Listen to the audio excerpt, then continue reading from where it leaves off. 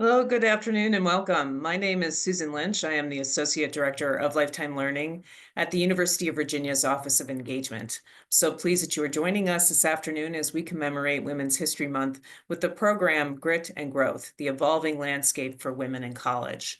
Before I tell you about our speaker, I want to bring a few things to your attention. We received many questions in advance of the program that have been shared with the speaker. If you have a question during the presentation, you may enter it in the webinar Q&A at the bottom of the screen. You'll find resources in the webinar chat box below. Please also note this program is being recorded and will be posted in Lifetime Learning's podcast library in the coming weeks. Now on to our speaker. Chanel Kraft Tanner joined the University of Virginia's Maxine Platzer Lynn Women's Center as its director in June 2024. Before coming to UVA, Tanner served in leadership roles at Emory University, where she earned her PhD in women's gender and sexuality studies. She served as the director for the Center for Women at Emory from 2017 to 2024, focusing on creating programs, events, and learning opportunities. Tanner also holds an MA in Women's Gender and Sexuality Studies from Georgia State University and a BA in Political Science from the University of Maryland. She writes and speaks about popular culture informed by her expertise in Black feminism and hip-hop studies. She is the co-author, along with Brittany Cooper and Susanna Morris, of Feminist AF, a guide to crushing girlhood, published by Norton Young Readers and selected as a Kirkus Review's Best Children's Book of 2021. Chanel will start us off with a presentation that will set the stage for our discussion. I'll come back in for a one-on-one chat with Chanel, and then I'll moderate a Q&A about 15 minutes before the end of the webinar to include your questions. So thank you again for joining us. And Chanel, I invite you to start your presentation. Good afternoon, everyone. Okay. So happy Women's History Month. As Susan mentioned, I am Chanel Kraft Tanner, Director of the Women's Center here at the University of Virginia. And so I thought today, in preparation or in honor of Women's History Month, I'd also talk about the role that women's centers have played in the evolving landscape of women in college. So to start, the UVA Women's Center was founded in 1989, born out of a growing need for dedicated space to support women and advance gender equity on grounds. At a time when women were still fighting for equal opportunities in education and leadership, a group of students, faculty, and community advocates came together to establish a center that would provide resources, mentorship, and advocacy for women at UVA. From the start, the center has been more than a place. It's a movement. And it's where students step into their power, where conversations spark action, and where leadership isn't just developed, it's lived. Through counseling, mentorships, internships, and wellness programs, we don't just help students navigate UVA, we prepare them to shape the world beyond it. And our work is rooted in one core belief, and that is when women thrive, communities change. And we're here to make sure that they do. Over the years, the Women's Center has evolved into a hub for leadership development, wellness, and social change, and has been supported by passionate students, alumni, university leaders, and people like you on the screen. And today, the UVA Women's Center is indeed a dynamic force on grounds. We help connect faculty to opportunities to apply their research. We help staff find community and do all this amazing work all around the university and in the Charlottesville community. But there was a time when women at UVA did not have a dedicated space to support them. And it was only 55 years ago that that class of gritty girls of 1974 were admitted to UVA. The role of women in higher education has undergone significant transformation over the past 5 decades, from the 1970s, when women were beginning to enter college in increasing numbers, to now, where women actually outnumber men in most universities. The landscape of college life for women has evolved in response to these societal changes and policy shifts and institutional support structures like women's centers. And university women's centers have played a crucial role in facilitating these changes. And in preparing for this presentation, I actually thought a lot about a film I watched when I was younger called If These Walls Could Talk. And so in this film, it follows the struggles of three women and their experiences with abortion, with each story unfolding in the same house, but 22 years apart. So 1952, 1974, and 1996, respectively. I used the premise of this film to situate this presentation and gave myself the prompt of if these grounds could talk. So this presentation examines the evolution of women's experiences in college through the journeys of three fictional women entering the University of Virginia 25 years apart. And I think that if these grounds could talk, they would tell the stories of women who walked them, women who carved space for themselves where none was given, who navigated traditions built for men, and who pressed forward despite the weight of history. The University of Virginia has not always been a place for women, but it is a place where we are living and thriving now. This presentation, though, isn't just about recounting the history. It's about demonstrating that when women are supported and empowered, communities and institutions do change for the better. Recounting these narratives serves as a conversation starter to frame our discussion around the tangible impact of dedicated support centers, spaces like the Women's Center. And I'm hoping that the stories will help us ask deeper questions during our Q&A about how historical struggles inform today's priorities and what new strategies are needed to continuing empowering women. So let's meet Yuri from the class of 1974. In 1969, when Yuri submitted her application to UVA, women were still fighting for the right to be admitted. Although the lawsuit that would force UVA to become fully coeducational was still a year away, Yuri felt compelled to apply anyway. In her high school, girls were steered towards women's colleges, secretarial programs, or teaching schools. Attending UVA in 1970 meant preparing to endure hostility. She would need some grit. While the sexual revolution was making waves elsewhere, it hadn't reached Yuri's doorsteps. Her father supported her pursuit of a teaching career, but worried that college might expose her to too many liberal ideas and transform her into a feminist. Little did he know, Yuri was already excited by the prospect of advancing the Equal Rights Amendment and eager to connect with like-minded women once her parents said goodbye. When Yuri set foot on grounds in 1970, she was part of history, one of the first women admitted as a full-time undergraduate. Let me pause for a second to just say the information on the slides is just to kind of add actual factual details to these fictional stories that I'm telling, so you can feel free to read along or just listen as I narrativize this.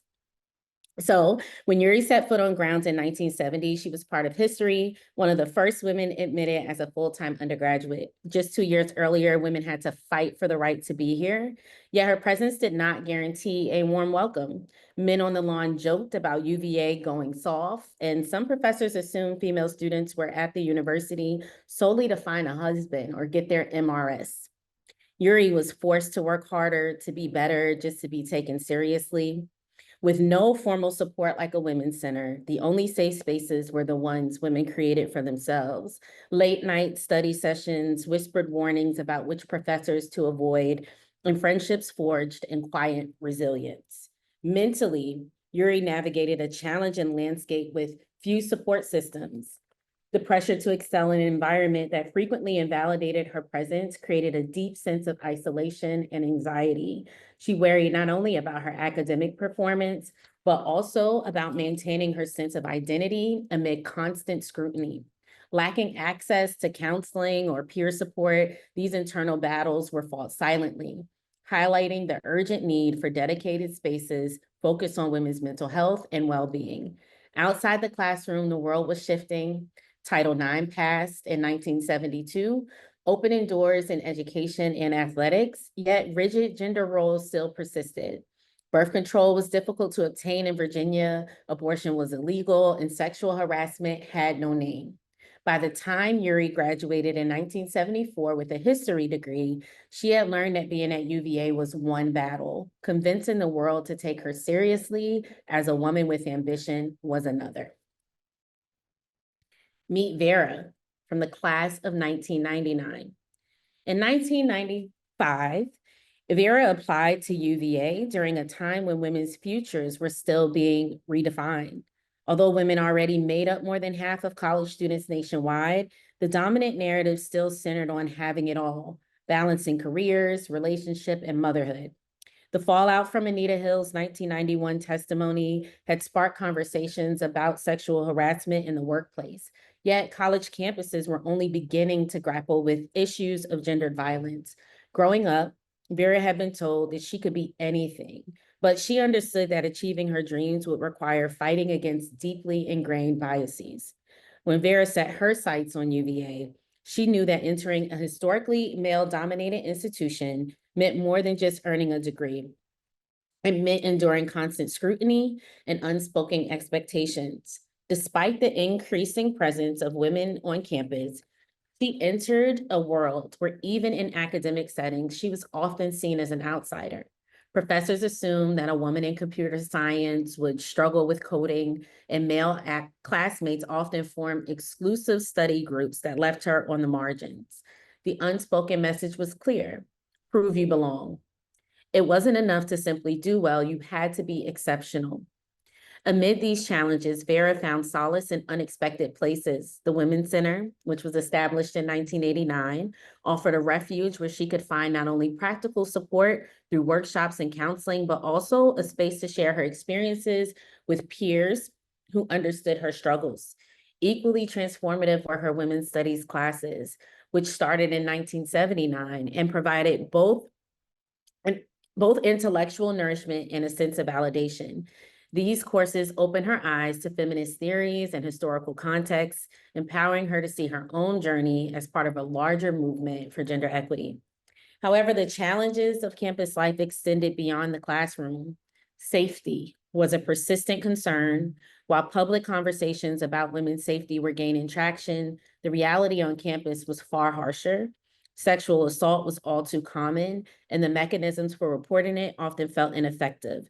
Vera learned early on to stay in groups, monitor her drink, and steer clear of certain fraternity parties. She found herself in difficult conversations about policy changes that seemed painfully slow to come. By the time Vera graduated in 1999 with her degree in computer science, she had not only navigated these personal and institutional hurdles, but also prepared herself for the professional world, a world still skeptical of women in tech. The promise of an open workforce soon revealed that openness did not always translate to true equality. Yet, armed with the strength she had built through her experiences at UVA, the support of the Women's Center, and the critical insights from her women's studies classes, Vera now approaches her career with determination, ready to challenge the glass ceiling that is still there, advocate for herself in job negotiations, and seek out mentorship to help in her field. Meet Ava from the class of 2025. Ava came of age in an era of digital feminism and the Me Too movement, a time when high school girls were growing up amidst constant conversations about gender equity, sexual violence, and the power of collective activism. These conversations were not abstract. They shaped how she and other young women prepared themselves for the future, instilling both hope and caution about the world they were about to enter. For Ava, these formative experiences laid a critical backdrop as she readied herself to apply to UVA. In 2020, as the COVID-19 pandemic threw the education system into chaos, Ava submitted her application. Standardized tests were canceled, college tours had gone virtual, and the nation was gripped by a renewed reckoning over racial injustice, sexual violence, and shifting gender norms. For Ava, the central question was no longer whether women belonged in college, it was whether the systems in place could keep them safe and secure, a promising future. When Ava began her freshman year in 2021, the campus offered both promise and challenges. Nearly 60% of undergraduates were women, and female leadership was emerging in student government, STEM, various organizations, and departments across grounds.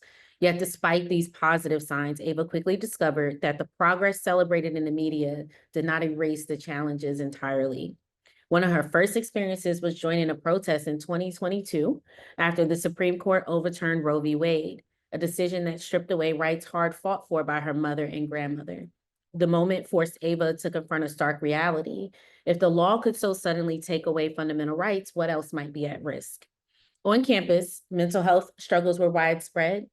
Many of Ava's peers reported feeling isolated and profoundly sad. I'm surrounded by hundreds of other kids, but I feel like nobody truly knows me, she admitted. This pervasive sense of isolation and loneliness, along with the relentless pressure to perform and belong, became a daily challenge. Safety was another constant concern. Even though Title IX was in place, its enforcement was inconsistent and the threat of sexual violence lingered. Ava knew classmates who had suffered assault yet felt unable to report it, and others who regretted coming forward because the process itself was re-traumatizing. Although the Women's Center had expanded its resources, offering trauma-informed counseling, experiential learning internships, and vital community gatherings, the responsibility to protect themselves and demand justice still fell squarely on the shoulders of young women. Academically, Ava benefited from a wealth of opportunities, mentorship programs, networking events, and greater representation in STEM fields all provided a strong foundation. Yet financial pressures loom larger than ever, with women shouldering more student debt and facing a persistent wage gap after graduation. As a media studies major, she's also entering a workforce, particularly in her field, marked by rapid digital transformation, harassment risk, and ongoing biases. Now, as Ava approaches graduation this spring, she sees clear patterns echoing the struggles of women before her, like Yuri in 1970 and Vera in 1995. Although the nature of the challenges have transformed over time, they do remain very present. Ava is poised to walk the line, carrying forward the legacy of those who fought for every right and every safe space. So if these grounds could talk, they would share the stories of the women who walked them. Yuri, who had to constantly justify her presence. Vera, who fought tirelessly for safety and recognition. And Ava, who entered a world where rights should have been settled were still fiercely contested. Progress at UVA has been real, yet every step forward has met resistance, and each generation of women has had to push harder and demand more. But this presentation isn't just about recounting history. It's about demonstrating that when women are supported and empowered, communities and institutions change for the better. Recounting these narratives, I hope, will serve as a conversation starter, framing our discussion around the tangible impact of dedicated support systems like the Women's Center. The stories of Yuri, Vera, and Ava not only provide historical context, they offer practical insights into how we can build on past successes and address current challenges. At UVA, women are more than enrollment numbers. They are activists and scholars, survivors, and leaders. As new generations step onto these grounds, they bring with them the lessons of those who came before and the potential to drive further change. Today, as we transition into our broader conversation, let us explore together how these historical struggles inform today's priorities and what new strategies are needed to empower young women on campus and beyond. Thank you. Great. So thank you so much, Chanel, for that context. So as I mentioned, I'll just pose some questions to sort of move our conversation forward. So first, how did you get involved with working at women's centers, and why do you believe these centers matter, at this date and time? What's at stake for women, and how the centers serve women and universities in which they are housed today? Yeah. So I often think about my relationship to women's centers and my relationship to feminism in general. And it's that when I first went to college, I'd never heard the word feminist. I'm first generation. And so it was just a word that for whatever reason, I never heard of it. I accidentally enrolled in my first women's studies class. That's a story for another day. And had all intentions of changing the course and procrastinated and didn't do it. And there I was. I was also, like Vera, in a STEM field. I was an engineering major and experiencing that kind of isolation of being only one of four girls in my discussion section, the boys forming study groups and not involving us. And one by one, the girls dropped out. And eventually I did too. I would have dropped out sooner, but I didn't know I could. Again, I was first gen. But at the same time, I'm taking these women's studies classes and my mind is just blown at all the ways that I'm understanding how sexism works. I'm Black, I'm from Virginia. I knew about racism. That was dinner table conversation, but sexism was new to me as a way of understanding how society was ordered and how things that I was experiencing were connected to a particular ism. And so it really started with a journey into wanting to know more and doing more around women's studies. And about 2 years into my PhD program, I realized I did not want to be a professor. And I said, well, what will I do with all of this knowledge that I have in women's studies. And I said maybe I'd run a women's center. So I completed the PhD and got directly involved while I was still working in the women's center at Emory, and then slowly climbed up from the graduate fellow to the assistant director to the director. And then came home to Virginia and to UVA. I think that women's centers are super magical spaces. If you've ever had the opportunity of being in one, they are intergenerational spaces. And college itself seems to be very much youth focused. So to be able to be in a place that is truly intergenerational, where you have women on any given day talking about either, things that are happening that you would imagine young women are going through, to like menopause is wearing me out right now. Like walking down the hallway, you will get that whole span of conversations.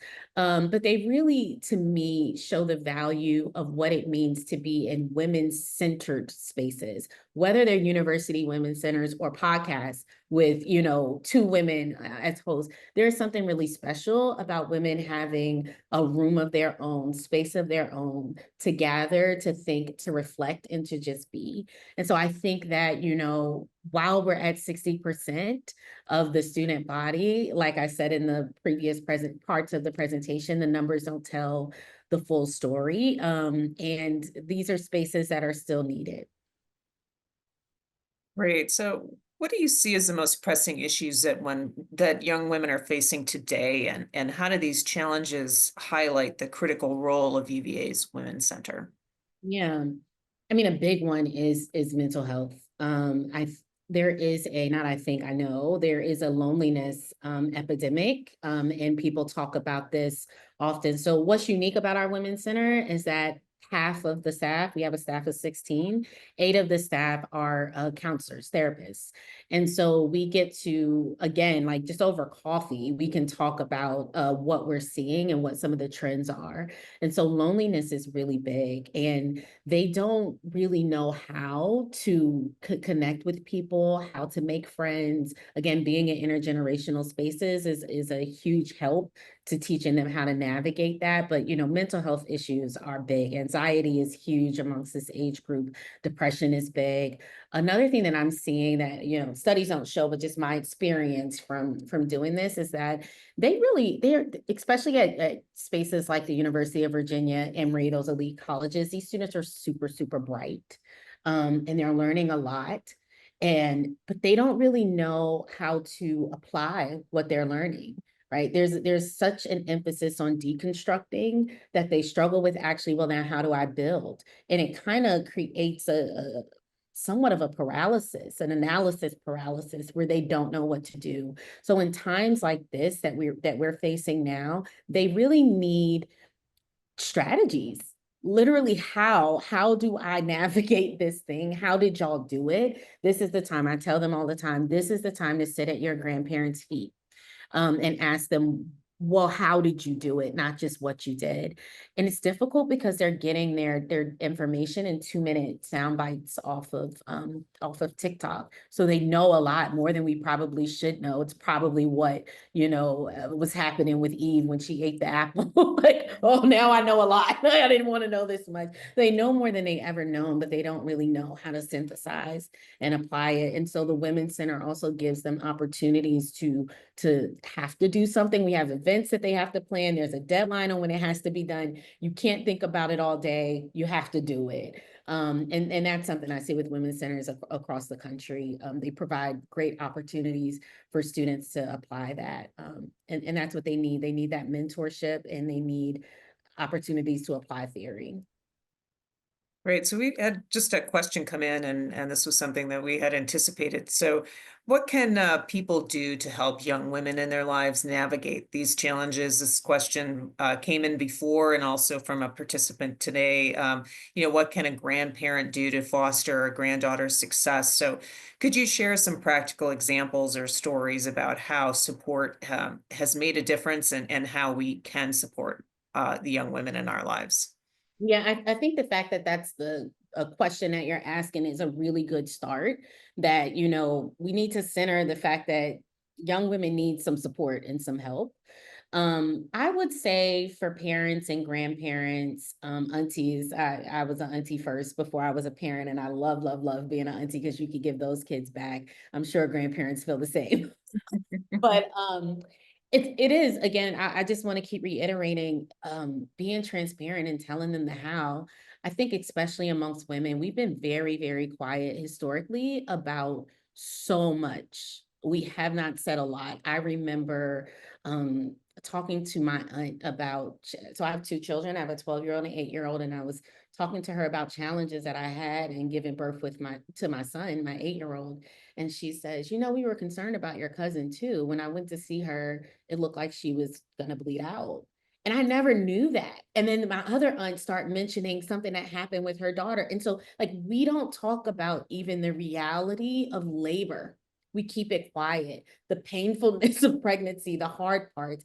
And so talking to the younger people in your life, and I would say this is for girls and boys, like really being open about what it is, the realities of what it means, our health issues, our struggles that we face. I mean, I'm learning so much again from the older women that I get to interact with who are being much more open and transparent about what perimenopause is like, what menopause is like. That didn't happen before. They all say no one talked to us about it, but they're doing the thing and talking to me about it. And other young women, you see more stories coming out.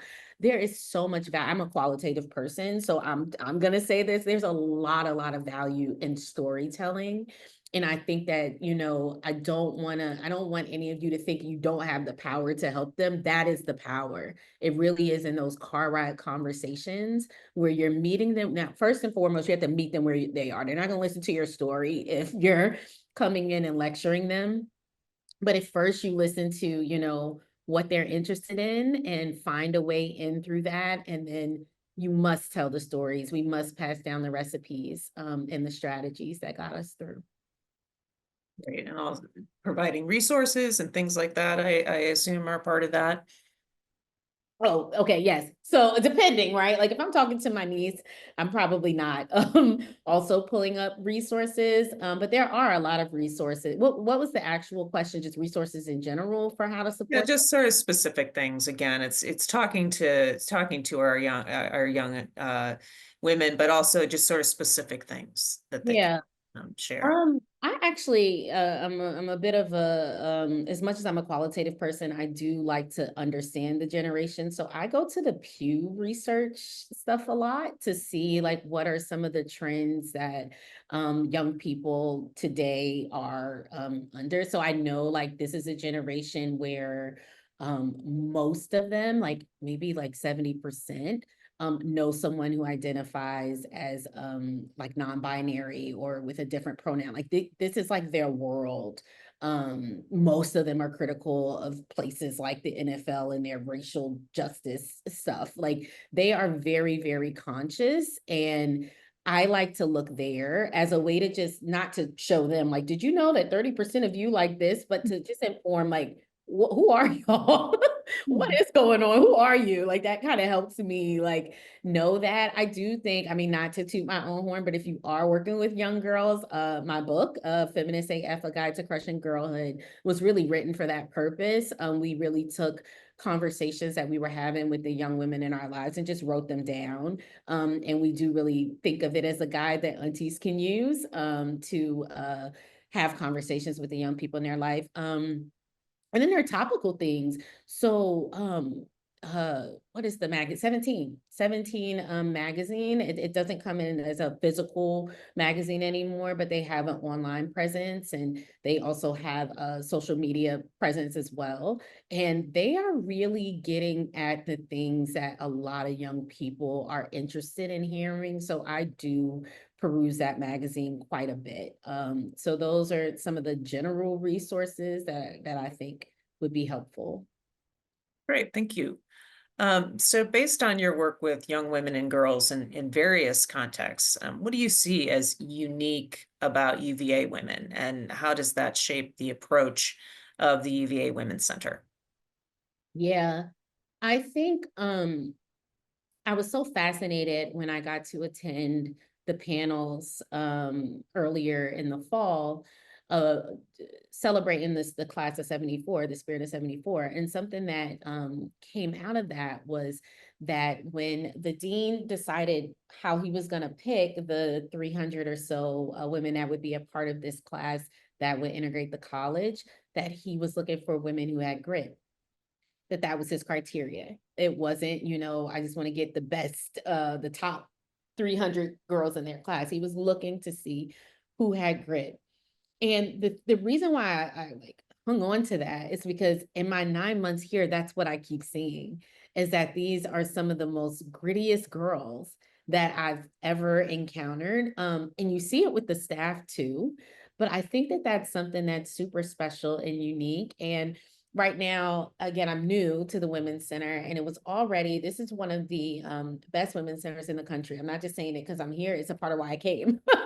It's because it already has a reputation amongst women's centers of doing something really different and cutting edge. The founding director, Sharon Davey, is a like big person in the field of women's centers. And so I didn't want to come in with like, here's what we should do. This is, I'm really just here learning. But I do see a lot of opportunity for how we can really harness that grit that these girls have, and also do more intergenerational things between that class and in the class now, or just women in general who have been connected to the center. I think that's a unique thing that the Women's Center here at UVA also has is people all across grounds who have a deep love for this center and a deep commitment to its success. And so how we also harness that energy is something that I'm excited about too in the years ahead. So how do you define grit? I have an idea for myself, but how do you define that?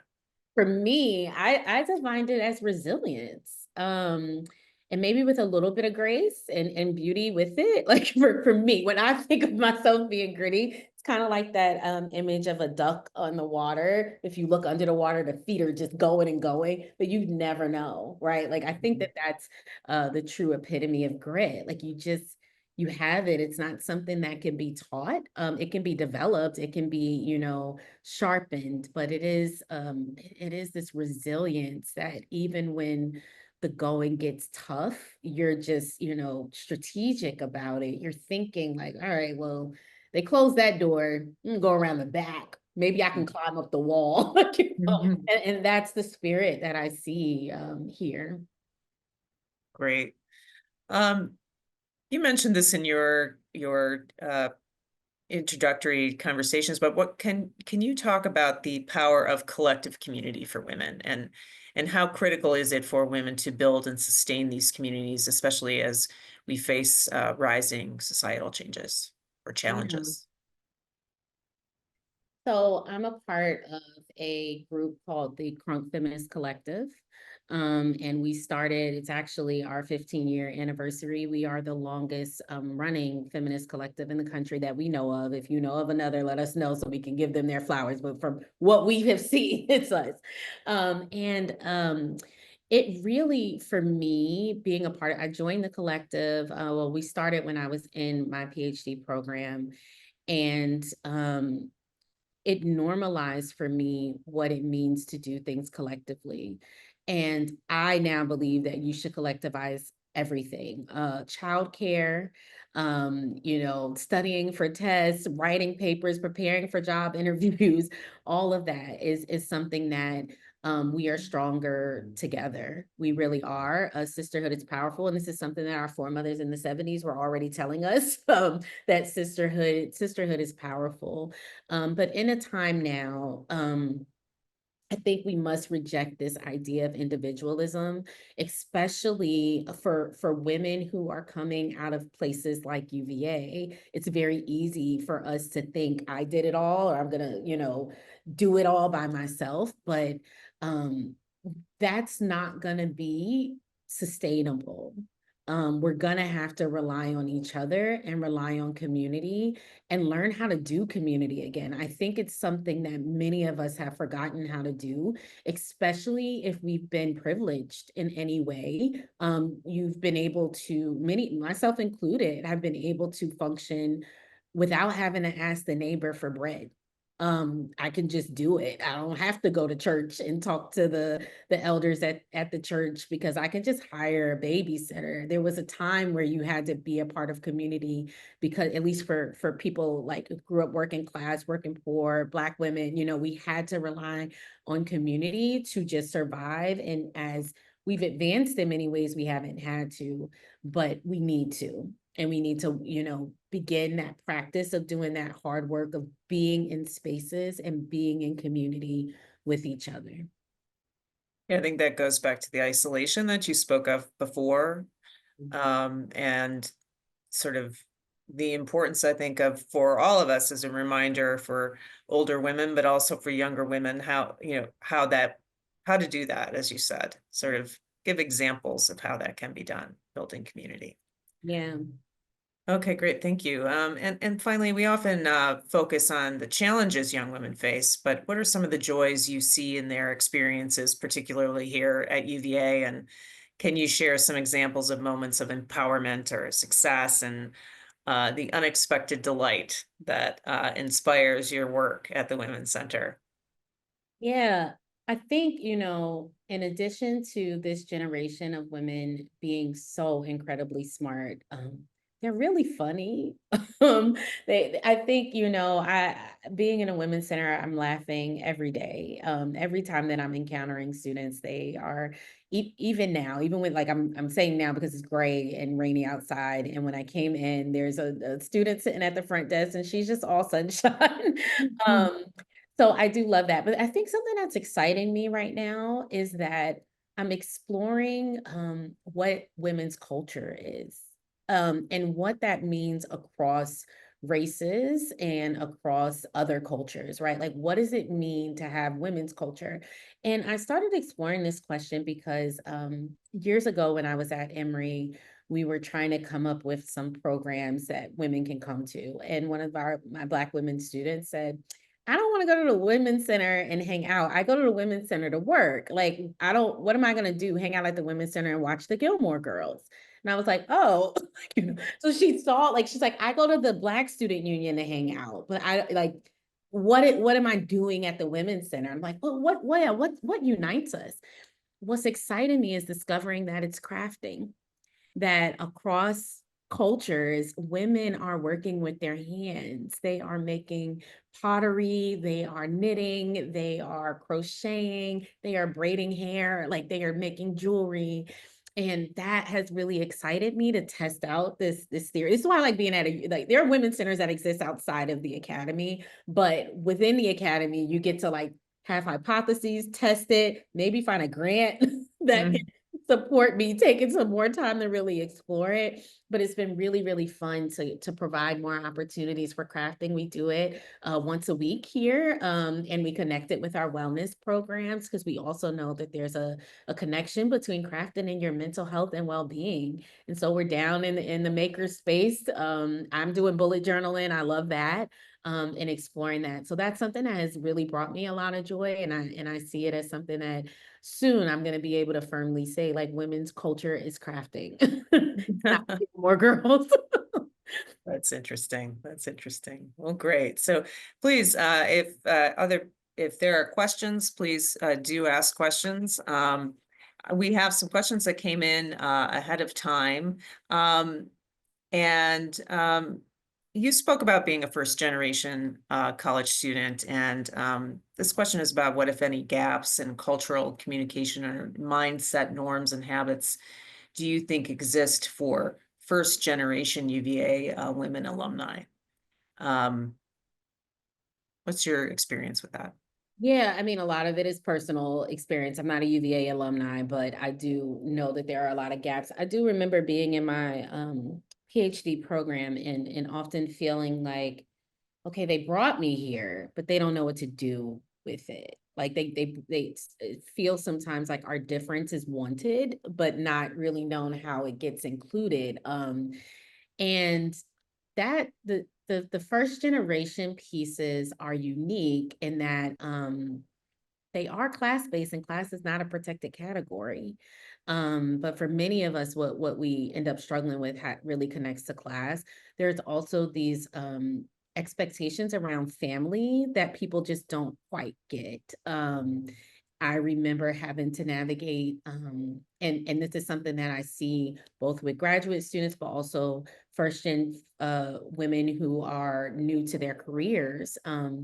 Around like survivor's remorse. If you're the first in your family, it's a long time before the second one comes along. And even still, y'all are still usually within the first generation. So it's you and a few cousins, and you're kind of alone in that. But that feeling that you must, help everyone with their resumes and cover letters and taxes and turn it on the computer. Like there's a lot of survivor's remorse that also falls into that. So that's more just on, on a personal level, but there are, different communication styles. There's, limited understanding of how informal networks operate.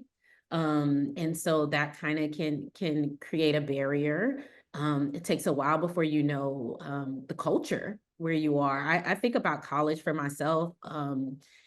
So much of middle class culture was just foreign to me. And I, kind of watch my friends like this a little bit, like that's how you don't do things. Oh, okay. Because not only was I first gen, I came from a working class community in Danville, Virginia. So it was just, a very, very different world. And yeah, that can actually create income gaps if you don't have a mentor that can actually pull you to the side and help you navigate it. Or if you don't have an anthropological mind, like I was in there, like, okay, well, when in Rome, I guess this is how we do it. And learning how to code switch around class in that first gen status, that has a lot to do with it. Some of it is majors. Sometimes, first gen folks are in fields that aren't as lucrative, or they think, they may turn into funds, but if they don't have the right networks, they don't really know how to actually make top dollar there. So there are some, actual systemic barriers, and then some of it is just, norms that are hard to adapt to. Great, thank you. So some folks are asking questions about sort of workplace. So how can we do our part in advocating for women in the workplace, and also to help the young women leaving UVA to understand the kind of workplace that they're heading to? They're the majority here, but in many of the workplaces that they're going into, they will not be the majority there.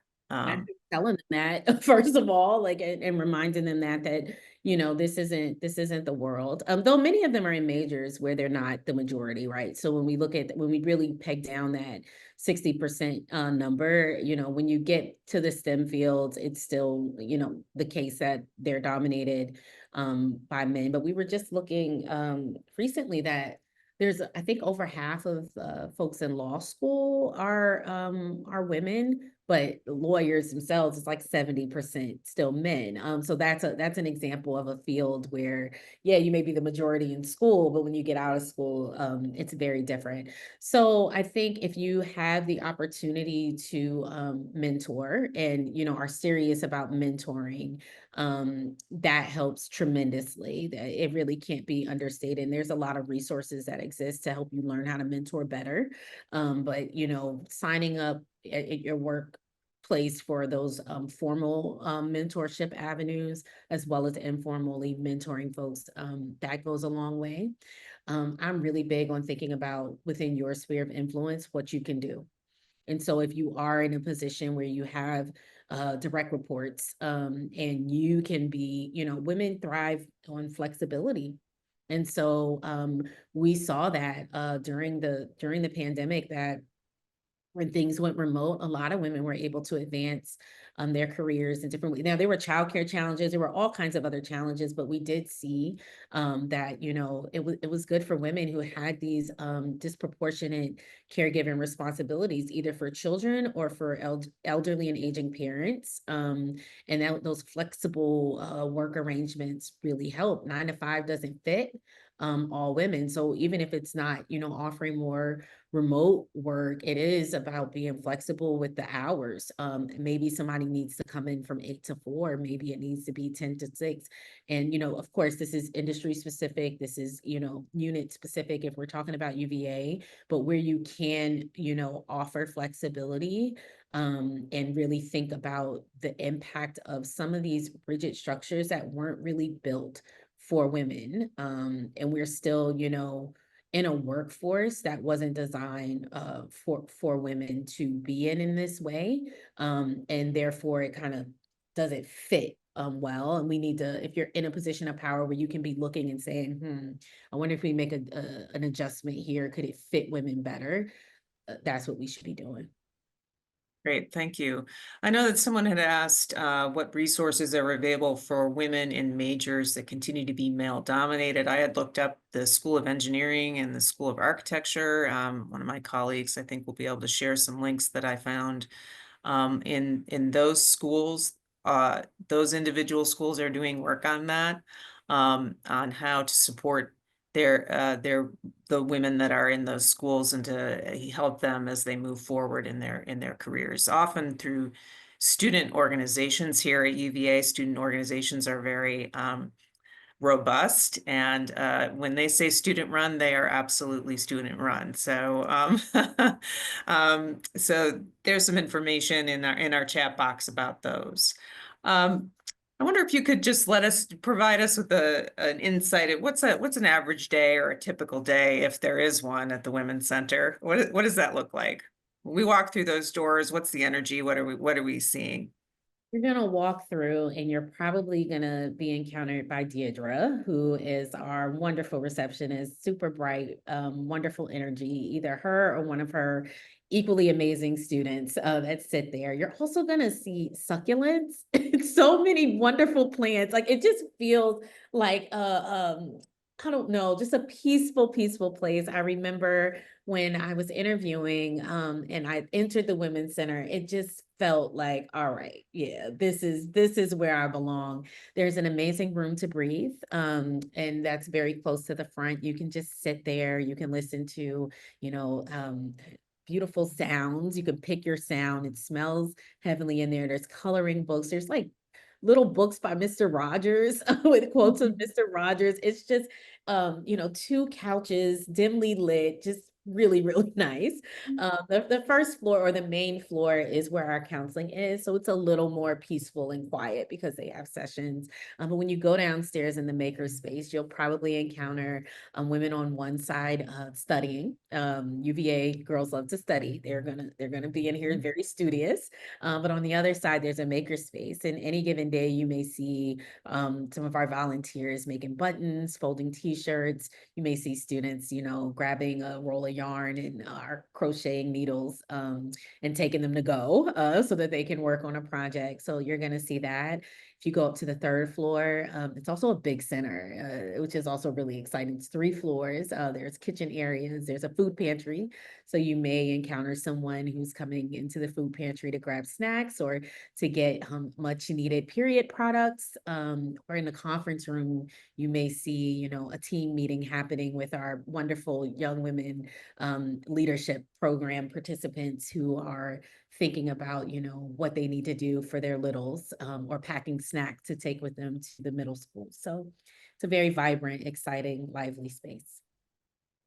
Right, you mentioned that you have counselors. A large number of your staff are counselors, and can you let us know what are some of the issues that the women that are here today at UVA are really working through? I mean, I mentioned the loneliness pandemic that we're or epidemic that we are seeing. So there, folks are just trying to figure out that. We do trauma. We have trauma counselors, and so unfortunately, there's a significant portion that are here because they've experienced trauma either while at UVA or before they came here. Right now, we are seeing a trend because this is Virginia. A lot of their parents have lost their jobs. And so we are, working with them on navigating that, as well as, internships that they were really excited and hopeful for, or new job opportunities when they graduate, are just, either not there or they're uncertain about. So we are helping them navigate those kind of uncertainties. And so those I would say are the big three that we're seeing and dealing with right now. Yeah, but then there's anxiety, there's depression, there's, all those things that are typical for people in this age group.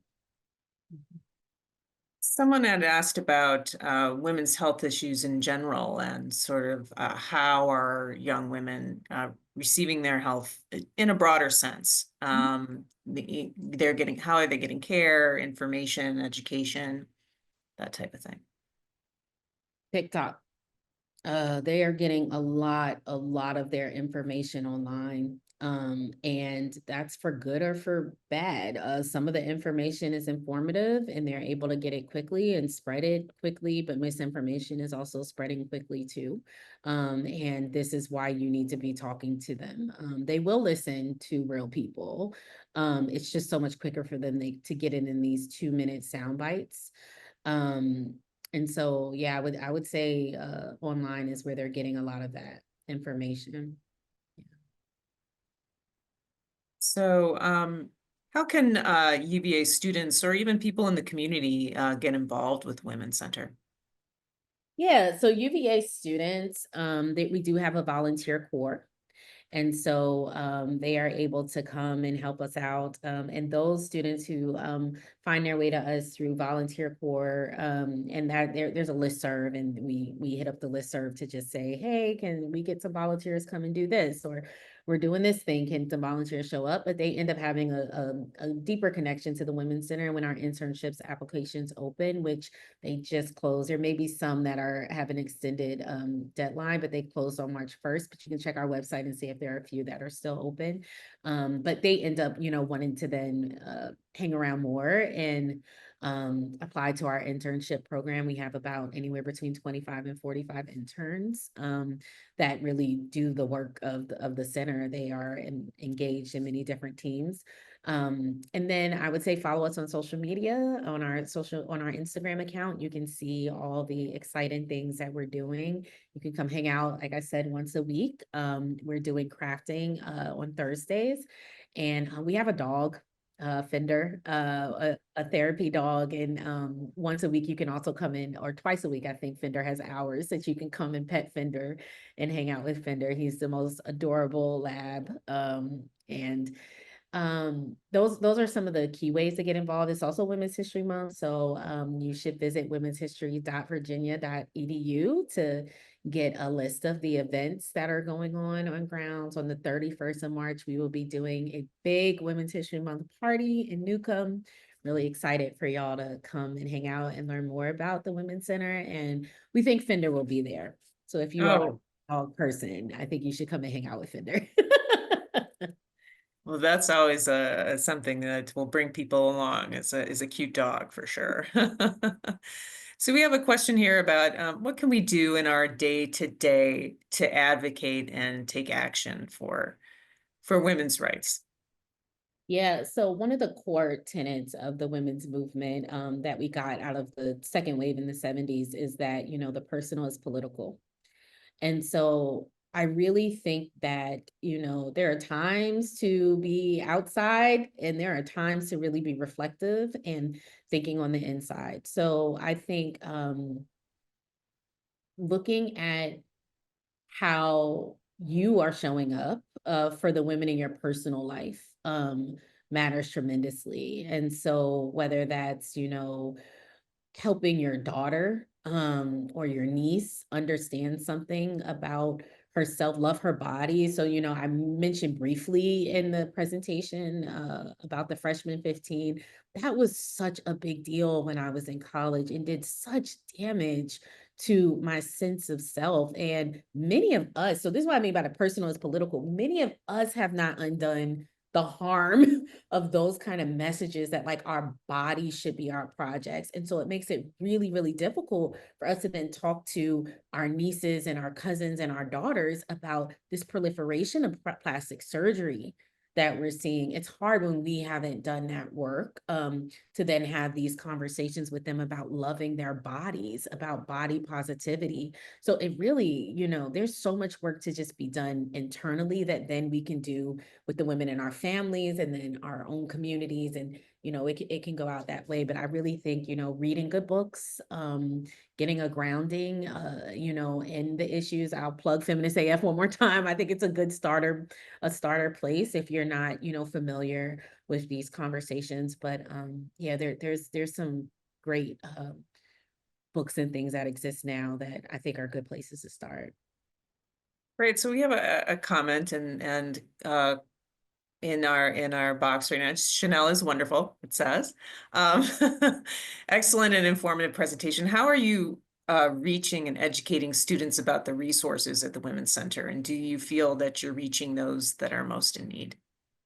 So we do have a newsletter. We use our social media accounts, like I said, and we spread the word wherever we go. So that's a short answer. And no, I don't think that we're reaching those who are most in need.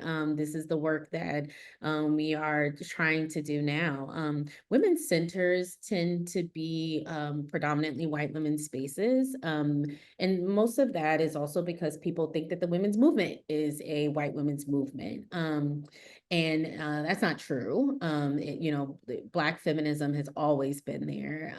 Same with Chicana feminism and Latina feminisms, Asian women feminisms. It wasn't that there was a white women's movement and then the women of color got mad and started forming their own movements. For Black women in particular, they were, part of the women's movement, but also part of the civil rights movement and part of, movements around socialism. And everybody was making them mad. Everybody was getting on their nerves. And that is how Black feminism started. Everybody was equally getting on their nerves. So anyway, there is, I forgot the original question. What was the question? Let me see. I went How on. are you getting everybody involved? Oh, yes. The- And so, there's a diversity issue that women's centers have nationwide. And so a part of my personal, like, what am I here for is to, bring women like me into spaces like this. I, you know, shared that I was from Virginia and graduated top of my class and didn't even apply to UVA. And a part of it is because I didn't feel like it would be a place for me, for girls like me. And so I am on a personal mission to make sure that that's not the case and that girls like me know that this is a place for them because it is. And I'm seeing so many girls like me right here, but what is that disconnect between, them knowing that they belong. So we're working on it. Stay Great. tuned. Well, thank you so much, Chanel, for all of this information. Somebody is asking where you can find a link to this.